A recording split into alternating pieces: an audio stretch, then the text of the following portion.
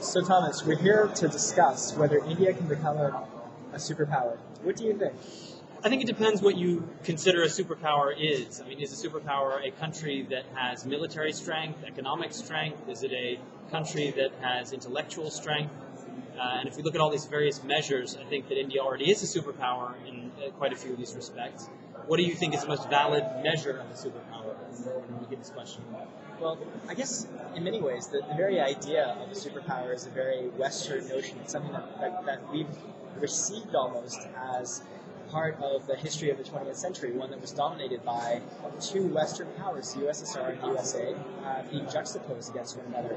And I guess the question for me is not so much whether India will be a superpower, whether it can define a different type of paradigm within which it sees itself as a key part of the world's structure, a key part of the world's leading countries, in whatever way that new paradigm is defined.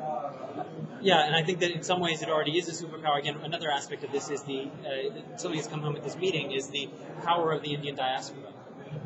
Indians throughout the world. I mean, I keep meeting Indians who come back to India from very vibrant communities overseas, and they really have this superpower that already exists. It's really a case of India itself getting things together. Is that what it is, or maybe a branding issue? Maybe part of what needs to be maybe there's a different kind of label. So if you don't use the term superpower, what kind of way is there of describing India? Maybe something that comes out of the Swaraj movement or something along those lines, or India's heritage, to describe what India brings to the table. In the same way that India did not participate in the dynamic between the USA and the USSR, looking at the non-alignment movement.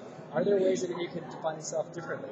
But using the criteria that you talked about earlier, which are metrics of a country mattering on the world stage, economy, military, social engagement, increasing social inclusion, India definitely does matter on the world stage and is significant. So I think what we're seeing is that's sort of a given.